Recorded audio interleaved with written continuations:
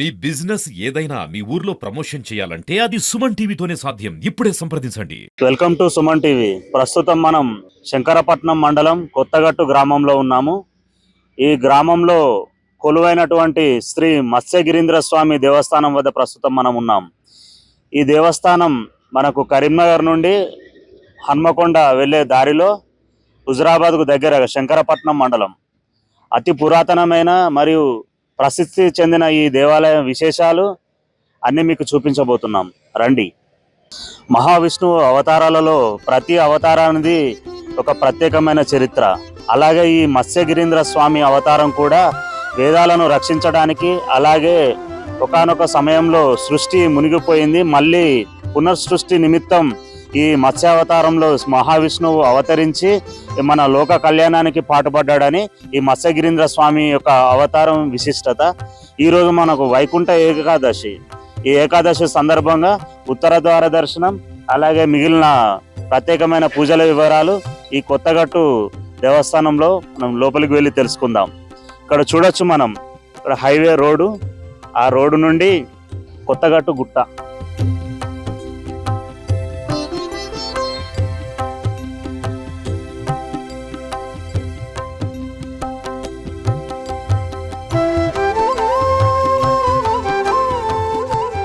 ప్రకృతి రమణీయతతో ఈ గుట్ట పైన మత్స్యగిరీంద్ర స్వామి అవతారం, అలాగే లక్ష్మీ నరసింహస్వామి, అతి పురాతనమైన శివాలయం, ఆంజనేయుడు, నాగులమ్మ, ఎప్పుడు ఎట్లాంటి కాలంలో కూడా మనకు ఇక్కడ నిండు కుండలా ఉండే ఒక కోనేరు కూడా ఉంది.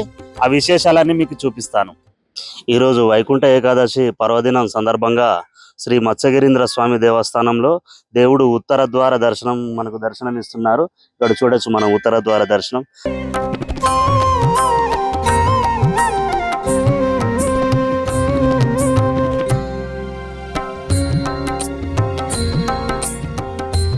దేవుని యొక్క దివ్య మంగళ రూపం మనం చూస్తున్నాము. చాలా బాగా పూలు, ఈ పత్రి అన్నిటితోటి అయ్యగారు మంచిగా అలంకరించారు. ఈరోజు మనం ఒక ప్రత్యేకమైన రోజున ఈ మత్స్యగిరీంద్ర స్వామిని దర్శించుకున్నాం. ఈరోజు వైకుంఠ ఏకాదశి. మహావిష్ణువు వైకుంఠ ఏకాదశి సందర్భంగా ఉత్తర ద్వార దర్శనం ద్వారా భక్తులకు దర్శనమిస్తారు. ఆ యొక్క విశిష్టత మన ప్రధాన పూజారి గారిని అడిగి తెలుసుకుందాం. జై శ్రీమన్నారాయణ. జై జై శ్రీమన్నారాయణ. దీన్ని ముక్కోటి ఏకాదశి అని అంటారు. ఈ ముక్కోటి ఏకాదశి అంటే 133 కోట్ల దేవతలు వచ్చి స్వామివారిని దర్శనం చేసుకొని వారు తిరిగి వేయించేపు మళ్ళీ కోవిల్లోకి వేయించేపు చేసేదనక వారితోటే ఉండి వచ్చిన భక్తులకు అందరికీ దర్శనమిస్తూ వారందరి యొక్క సర్వపాపాల నుంచి విముక్తి పొందించి అటు తర్వాత వాళ్ళందరికీ కూడా ఇహజన్మ అంటూ లేకుండా స్వర్గప్రాప్తిని ఇస్తారు. కాబట్టి దీన్ని ముక్కోటి ఏకాదశి అని. అట్లాగే దీన్ని వైకుంఠ ఏకాదశి అని. వైకుంఠ ఏకాదశి అంటే ఒక మహారాజు చాలా తప్పులు చేస్తూ ఈ తప్పుల నుంచి తాను బయటపడాలన్న ఆలోచనతో కొందరు మహర్షులను అడిగితే అప్పుడు ఈ వైకుంఠ ద్వార దర్శనం ద్వారా మీరు స్వామివారిని దర్శిస్తే 133 కోట్ల దేవతలు ఉంటారు. కాబట్టి ఈ 133 కోట్ల దేవతల అనుగ్రహం వలన నీకు స్వర్గప్రాప్తి ప్రాప్తిస్తుంది అంటూ చెప్పగా ఆ రాజు ఆ రకంగా చేసుకోవడం చేత దీన్ని వైకుంఠ ఏకాదశి అని చెప్పడం జరుగుతుంది. వచ్చిందంటారా కొత్తగట్టు పౌర్ణమి అని? అవును, ఈ పౌర్ణమికే చాలా ప్రాముఖ్యత ఎక్కువ. అంతకుముందు మనం మేడారం సమ్మక్క పున్నం అనేది, కానీ ఆ మేడారం సమ్మక్క పున్నం లేకముందే ఇది స్టార్ట్ ఉంది కాబట్టి కొత్తగట్టు పున్నం అనేది దీన్ని శాస్త్రంలో పరిగణించడం జరుగుతుంది. మత్స్యగిరీంద్ర స్వామి దేవస్థానం చైర్మన్ మల్లారెడ్డి గారు మనతో ఉన్నారు. వారిని అడిగి తెలుసుకుందాం. సార్, మీరు మీ యొక్క అభివృద్ధి పనులు ఏమేమి చేస్తున్నారు? భక్తుల తోడ్పాటు అలా ఏ విధంగా ఉంది? మేము టెంపుల్ పై చాలా అభివృద్ధి పనులు చేస్తున్నాం. భక్తులకు వాటర్ సౌకర్యం కానీ ఏది కానీ అన్నీ కూడా సౌకర్యంగా వస్తుంది. ఈ రోజు ముక్కోటి ఏకాదశి కాబట్టి భక్తులకు అనుగుణంగా అందరికీ ఉత్తర దర్శనం ఇప్పించుకుంటూ అన్ని ఏర్పాట్లు చేయడం జరిగింది. జస్ట్ గుట్ట మీద స్వామివారి కళ్యాణ మండపము ముందు 2 రూములు కట్టి కొబ్బరిగా దుకాణంగా పూజా సామాన్ కనుకోగా కార్యక్రమం తోడ్పడడానికి అభివృద్ధి చేస్తున్నాం. ఇంకా ముందు కూడా అభివృద్ధి చేస్తూ ఫస్ట్ ఫిబ్రవరి 8న స్వామివారి కళ్యాణం, తర్వాత 12న స్వామివారి జాతర జరుగుతుంది. 13 నాడు నాగవేలు ఉంటాయి కాబట్టి వాటికి కూడా భక్తులు ఎలాంటి ఇబ్బంది లేకుండా బస్సు సౌకర్యం కానీ ఏది కానీ అన్ని విధాల తోడ్పడాలను అన్ని సౌకర్యాలు ఉన్నట్టు భక్తులకు కల్పించి ఏర్పాటు చేస్తున్నాం. వైకుంఠ ఏకాదశి సందర్భంగా శ్రీ మత్స్యగిరీంద్ర స్వామి దేవస్థానానికి స్వప్న గారు వచ్చి దేవుని దర్శించుకున్నారు. వారిని అడిగి తెలుసుకుందాం. ఎక్కడమ్మా మీది? మాది ఇక్కడేనండి, మాది కొత్తగట్టు ప్రాపరు. నా పెళ్ళయి 27 సంవత్సరాలు అవుతుంది. నా పెళ్ళి అయినప్పుడు ఇక్కడికి గుట్ట మీదకి ఎక్కాలంటే మనం మోచేతుల మీద నడుచుకుంటూ రావాలి. కొన్ని సంవత్సరాల తర్వాత ఒక అతను మెట్లు కట్టించిండు. ఒక 15 సంవత్సరాల కింద ఎమ్మెల్యేగా గెలిచిన పెద్దిరెడ్డి సారు రోడ్డు వేయించిండు ఇక్కడ. తర్వాత ఇక్కడ ఇక మా తాతగారు అయిన తణుకు వెంకటయ్య గారు మన నవగ్రహాల స్థాపితం చేపించిర్రు. ఇక మాది ఒక్క వైశ్య ఇల్లే. మా మామయ్య గారి పేరు తణుకు నారాయణ, మా సార్ పేరు తణుకు సురేష్.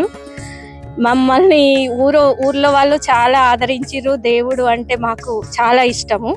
ఇక మా ఈలవేల్పు మత్స్యగిరీంద్ర స్వామి ఇక్కడ ధనుర్మాసం మొదటి పూజ నుండి చివర గోదా కళ్యాణం వరకు ధూపదీప నైవేద్యాలు ప్రసాదాలు అన్నీ మా కుటుంబం నుంచే మేమే దేవుడికి సమర్పించుకుంటాము. అది మా అదృష్టంగా భావించుతాం.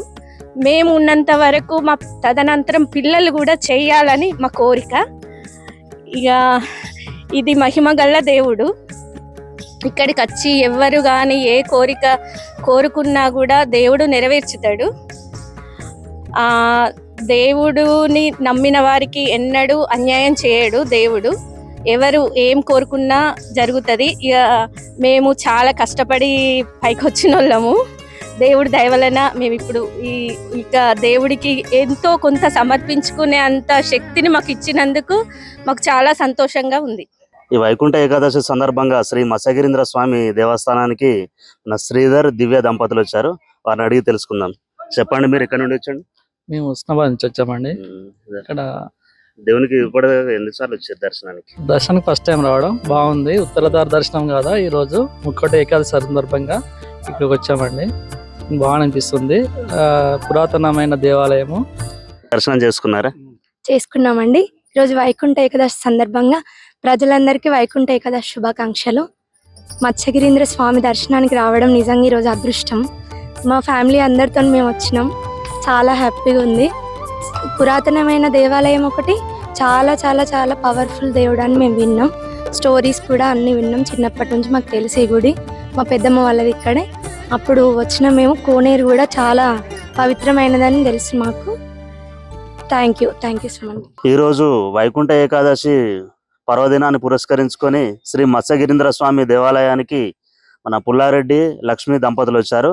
వారితో మాట్లాడిద్దాం. చెప్పండి సార్, మీరు ఎన్నిసార్లు వచ్చారు దేవుని దగ్గరికి? దేవుని యొక్క మహిమ దరిదాపు ఒక 10 సార్లు వచ్చాం మేము.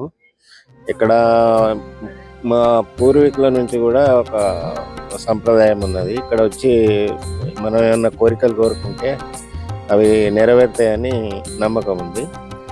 కాబట్టి మేము ప్రతి పండుగకు ప్రతి ఉత్సవానికి ఇక్కడ అటెండ్ అవుతాము. ఈ టెంపుల్కు అంటే ఇంతవరకు ఉన్న సౌకర్యాల కన్నా ఇంకా కొద్దిగా మెరుగుపరిస్తే ఇక్కడ చుట్టుపక్కల వాళ్ళు చాలా చాలా సంతోషంగా వచ్చి ఇంకా దర్శనాలు చేసుకుంటూ ఉంటారు. ఇప్పటికీ ఇంకా మంచి అభివృద్ధి చేశారు, ఇంకా కూడా చేస్తే బాగుంటుందని మా అభిప్రాయం. లక్ష్మి గారు మనతో ఉన్నారు, వారిని అడిగి తెలుసుకుందాం. అమ్మా, ఈ దేవుని యొక్క మహిమలు విశేషాలు. మత్స్యగిరీంద్ర స్వామి అంటే నాకు చాలా ఇష్టము. నిజంగా వెలసిన స్వామి కాబట్టి ఎప్పుడు వచ్చి మా పిల్లలు అమెరికాలో ఉంటారు, వాళ్ళని తీసుకొస్తాము. ఇక్కడ ఈ దేవుని గురించి అన్ని వాళ్ళకి వివరిస్తాము. వాళ్ళు కూడా హ్యాపీగా ఫీల్ అవుతారు. ఇక్కడ చాలా బాగుంటుంది టెంపుల్ అని వాళ్ళు కూడా ఎప్పుడు వస్తూ ఉంటారు. చాలా హ్యాపీ. మనం ఇప్పుడు శ్రీ మత్స్యగిరీంద్ర స్వామి దేవస్థానం ముందు ఉన్నాము. ఇది దేవాలయం నిర్మించిన టైంలో ఉన్న ధ్వజస్తంభం, పురాతనమైన ధ్వజస్తంభం. అలాగే దేవునికి మన కుడివైపున కోనేరు ఉంది. కోనేరు మనం చూడవచ్చు.